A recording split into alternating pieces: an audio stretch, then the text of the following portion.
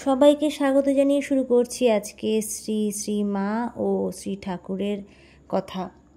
যখন ঠাকুরের খুব শরীর খারাপ, তখন মা প্রত্যেক দিন অশেষ কষ্ট করে তার সেবা শুশ্রূষা করে তাকে ভালো করে তোলার চেষ্টা করছেন, কিন্তু কোথায়, অসুখ যেন সারছেই না, ক্রমশই বৃদ্ধি পাচ্ছে সেটা। ঠাকুরকে কলকাতার বাইরে একটু কোথাও ফাঁকা জায়গায় নিয়ে গেলে বোধহয় ভালো হয়, তাই ভেবে কাশীপুরের গোপাল ঘোষের বাগান বাড়ি ভাড়া নেওয়া হলো। 80 টাকা ভাড়া। কিন্তু কে দেবে এত টাকা? সুরেন মিত্তির বললে, আমি দেব। অঘ্রাণ মাসের শেষাশেষি শ্যামপুকুর ছেড়ে চলে এলেন কাশীপুর। বেশ বাগানওয়ালা বাড়ি, চারিদিকের সবুজের গায়ে নানান রঙের বুনন, নানান ফুলের কারুকাজ। দোতলা বাড়ি, ওপরের হল ঘরে ঠাকুরের জায়গা, দক্ষিণে ছোট্ট একটি ঘেরা ছাদ। সকাল বিকেল সেখানে একটু হাঁটেন, কখনো বা বসেন একটু নিরালায়। মায়ের ঘর নিচে পূবের দিকে। সঙ্গ দেবার জন্য এবার এসেছে লক্ষ্মী, ডেরা নিয়েছে মায়েরই ঘরে। মার কাজ ডাক্তারের ব্যবস্থা মতো পথ্য রাঁধা আর 2 বেলা খাইয়ে আসা নিজের হাতে। শুধু এইটুকু? আর ঊর্ধ্বমুখ শিখার মতো অহরহ একটি অনির্বাণ প্রার্থনা, ঠাকুরকে ভালো করো, ঠাকুরকে বাঁচিয়ে রেখো। একদিন ঠাকুর বললেন মাকে, যারা লাভের আশায় এসেছিল তারা সব চলে যাচ্ছে। বলছে উনি অবতার, ওর আবার ব্যারাম কি, ওসব মায়া। কিন্তু যারা আমার আপনার জন, তাদের আমার এ কষ্ট দেখে বুক ফেটে যাচ্ছে। নরেন, রাখাল, নিরঞ্জন, লাটু যারা ঠাকুরের সেবা করছে অহরাত্র, তারা একদিন ঠিক করলে বাগানের ও পাশে যে একটা খেজুর গাছ আছে, সন্ধ্যের সময় তার জিরেনের রস চুরি করে খাবে। ঠাকুর তখন বিছানায় শুয়ে, এত দুর্বল, হাঁটতে উঠতে পারেন না আর। এই অবস্থায় এ কথা ঠাকুরকে জানানোর কোনো মানেই হয় না। তাই সন্ধে হতে না হতেই চলল সবাই গাছের দিকে দল বেঁধে। এমন সময় মা সহসা দেখতে পেলেন তার ঘর থেকে ঠাকুর তীর বেগে নিচে নেমে ছুটে বেরিয়ে গেলেন। এ কি অঘটন!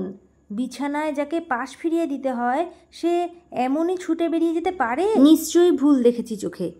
তড়িত পায়ে মা উঠে এলেন উপরে ঠাকুরের ঘরে। ও মা, কী সর্বনাশ! ঠাকুর তার বিছানায় নেই, ঘর ফাঁকা। এদিক ওদিক খোঁজাখুঁজি করলেন, অনর্থক। নিচেই নেমে গিয়েছেন নির্ঘাত। ভয়ে ভয়ে মা তার ঘরে গিয়ে ঢুকলেন। ঢুকেই আবার দেখতে পেলেন যেমন বেগে গিয়েছিলেন তেমনই বেগে ঠাকুর আবার উঠে যাচ্ছেন ওপরে সিঁড়ি দিয়ে। ওপরে উঠে দেখতে পেলেন দিব্যি ভালো মানুষটির মতো শুয়েছেন তার রোগশয্যায়। পরের দিন পথ্য খাওয়াবার সময় মা পারলেন কথাটা। ঠাকুর প্রথমে উড়িয়ে দিতে চাইলেন, বললেন, ও রেঁধে রেঁধে তোমার মাথা গরম। কিন্তু সহজে ছাড়বেন না মা এবার, তিনি দেখেছেন সচক্ষে। ঠাকুর বললেন ঘনিষ্ঠ সুরে, তুমি দেখেছ না কি? ছেলেরা সব এখানে এসেছে, সবাই ছেলে মানুষ, তারা আনন্দ করে রস খেতে যাচ্ছিল, কিন্তু আমি দেখলুম ওই খেজুর গাছতলায় একটি কালো রঙের লতা রয়েছে। ভীষণ রাগী সেই লতা, ছেলেদের দেখতে পেলেই কামড়ে দিত। তাই অন্য পথ দিয়ে তাড়াতাড়ি গাছতলায় চলে গেলুম ছেলেদের পৌঁছবার আগেই। গিয়ে বাগান থেকে তাড়িয়ে এলাম সেই লতাটিকে, বলে এলাম, আর কখন ঢুকিস নে। শোনো, তুমি যেন এ কথা এখন কাউকে বলো না। খাওয়ার মধ্যে একটু সুজি খান ঠাকুর, তাও ছেঁকে দিতে হয়, নয়তো একটু মাংসের জুস। ছিবড়ে খেয়ে খেয়ে 2 মোড়া কুকুর মোটা হয়ে গেল। মাংস রাঁধবার কায়দা আছে। কাঁচা জলে মাংস দিয়ে তেজপাতা আর অল্প খানিকটা মশলা দিয়ে তুলোর মতন সেদ্ধ করে নামিয়ে নেওয়া। সেবার ব্যবস্থা হলো শামুকের ঝোল। এবার মা প্রতিবাদ করলেন, বললেন, এগুলো জীবন্ত প্রাণী, ঘাটে দেখি চলে বেড়ায়, এদের মাথা আমি ইঁট দিয়ে ছেঁচতে পারবো না। সে কি? ঠাকুর বললেন, আমি খাবো, আমার জন্যে করবে। ব্যাস, মায়ের আর কথা নেই, রোখ করে করতে লাগলেন। ঠাকুর অকালে একদিন আমলকি খেতে চাইলেন। দুর্গাচরণ বেরিয়ে পড়ল আমলকি খুঁজতে। 3 দিন আর তার দেখা নেই। 3 দিন পর গোটা 2-3 আমলকি নিয়ে হাজির, বেশ বড় বড় আমলকি। ঠাকুরের আমলকি হাতে করে সে কি কান্না! বললেন, আমি ভেবেছিলুম ঢাকা টাকা চলে গেছো বুঝি। ওগো, মার উদ্দেশ্যে হাঁক দিলেন, বেশ ঝাল দিয়ে একটা চচ্চড়ি রেঁধে দাও। ওরা পূর্ববঙ্গের লোক, ঝাল বেশি খায়। মা রোজ 3 রকম করে রান্না করেন। ঠাকুরের একরকম, নরেনদের আরেক রকম, তৃতীয় রকম হলো সবাইয়ের জন্যে। এবার দুর্গাচরণের জন্য নতুন রকম। তাই সই, যে সন্তানের যেমন রোচে তেমনই রেঁধে দেন মা। ছেলের স্বাদেই মার আস্বাদন। বাটিতে একবার 2.5 সের দুধ নিয়ে ওপরে উঠছেন মা। মাথা ঘুরে পড়ে গেলেন হঠাৎ। বাটি ছিটকে পড়ল মেঝের ওপর। শুধু তাই নয়, মার পায়ের গোড়ালির হাড় গেল সরে। কাছাকাছি কোথায় ছিল নরেন আর বাবুরাম, মাকে এসে ধরে ফেললে। কানে গেল ঠাকুরের, বাবুরামকে ডাকিয়ে আনলেন। বললেন, হ্যাঁ রে বাবুরাম, আমার এখন খাওয়ার কি উপায় হবে? ঠাকুর মণ্ড খান, সেই মণ্ড মা তৈরি করেন, মা খাইয়ে দিয়ে আসেন। এখন আমার মণ্ড তবে রাঁধবে কে? কে খাইয়ে দেবে? পা ভীষণ ফুলে গিয়েছে মায়ের, ভীষণতর যন্ত্রণা।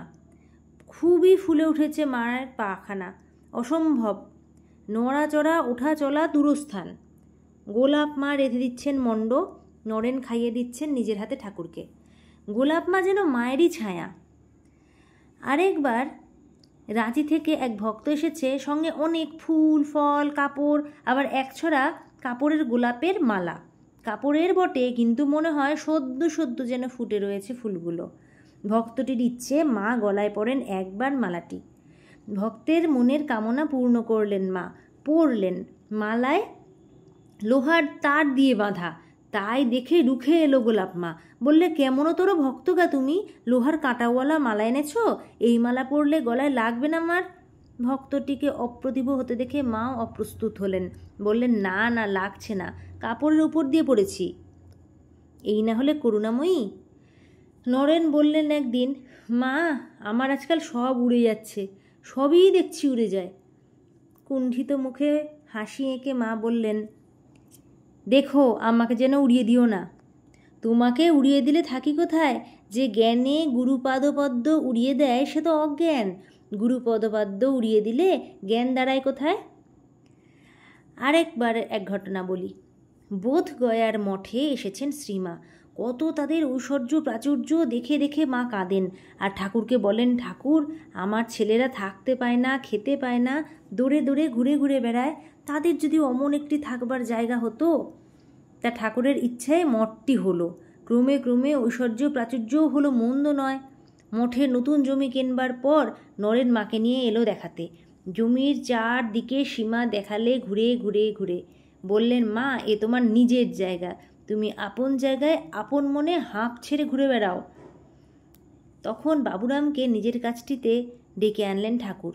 নিজের নাকের কাছে হাত ঘুরিয়ে ঠাড়ে ঠোরে বললেন, একবারটি ওকে এখানে নিয়ে আসতে পারিস? বাবুরাম নির্বাক। যে লোক মাটিতে পা ফেলতে পারে না, সে পা ফুলে রয়েছে, সে সিঁড়ি ভেঙে আসবে কি করে উপরে? এ কেমনতর রসিকতা! রসিকতা নয়, স্নেহ, অন্তর মাধুরী। বেশ তো, রসিকতাই করলেন ঠাকুর। বললেন, একটা ঝুড়ির মধ্যে বসিয়ে দিব্যি মাথায় করে তুলে নিয়ে আসবি। কিরে, পারবি নে? দিন ঘনিয়ে আসছে যেন। রোগে ভুগে ভুগে কি চেহারা হয়ে গিয়েছে ঠাকুরের। নিজের দিকে সংকেত করে বলছেন ঠাকুর। এর ভেতর মা স্বয়ং ভক্ত লয়ে লীলা করছেন। যখন প্রথম ওই অবস্থা হলো, তখন জ্যোতিতে দেহ জল জল করত, বুক লাল হয়ে যেত। তখন বললুম, মা, বাইরে প্রকাশ হয়েও না, ঢুকে যাও। তাই এখন এই দিনহীন দেহ। পলতে দিয়ে গলার ঘা পরিষ্কার করছেন শ্রীমা। ঠাকুর বলছেন, কি করছো, পলতে দিচ্ছ? আহা, দাও, ঠিক আছে। সেবাটি নিচ্ছেন সহিষ্ণুর মতন। আবার বলছেন, আগের কোনো কথার জের টেনে, সেরকম জ্যোতির্ময় দেহ থাকলে লোকে জ্বালাতন করত, ভিড় আর কমতো না। এখন বাইরে কোনো প্রকাশ নেই, এতে আগাছা পালায়। যারা শুদ্ধ ভক্ত তারাই কেবল থাকবে। এই ব্যায়াম হয়েছে কেন? এর মানে ওই, যাদের সকাম ভক্তি, তারা ব্যায়াম দেখে, অবস্থা দেখলে চলে যাবে। পাপ গ্রহণ করে ঠাকুরের ব্যাধি। বললেন শ্রীমা, গিরিশের পাপ। ঠাকুরের ইচ্ছা মৃত্যু ছিল। গিরিশের পাপটাই ছিল ঠাকুরের ইচ্ছা মৃত্যু। সমাধিতে দেহ ছাড়তে পারতেন অনায়াসে। বলতেন, আহা, ছেলেদের একটা ঐক্য করে বেঁধে দিতে পারতুম, তাই অত কষ্টেও দেহ ছাড়েননি। গিরিশবাবু নাকি মঠে অনেক টাকা দিয়েছেন। কে একজন জিজ্ঞেস করলো সেদিন শ্রীমাকে, সে আর কি দিয়েছে? বললেন শ্রীমা, বরাবর দিয়েছিল বটে সুরেশ মিত্তির, হঠাৎ কেমন আর্দ্র হলেন গিরিশের জন্য। বললেন, তবে হ্যাঁ, কতক কতক দিয়েছে বই কি, সে যেমন তেমন নয়, 1000-2000 নয়, দেবেই বা কোত্থেকে, তেমন টাকাই বা কোথায়? আগে তো পাষণ্য ছিল, অসৎসঙ্গের থিয়েটার করে বেড়াতো, বড় বিশ্বাসী ছিল, তাই তো কৃপা পেয়েছিল ঠাকুরের। আগামীকাল সকাল 6টায় শ্রী মা ও ঠাকুরের কথা শোনার আমন্ত্রণ জানিয়ে আজকের মতো ভিডিওটি শেষ করছি। সবাই বলুন জয় শ্রী ঠাকুরের জয়, জয় শ্রী মায়ের জয়।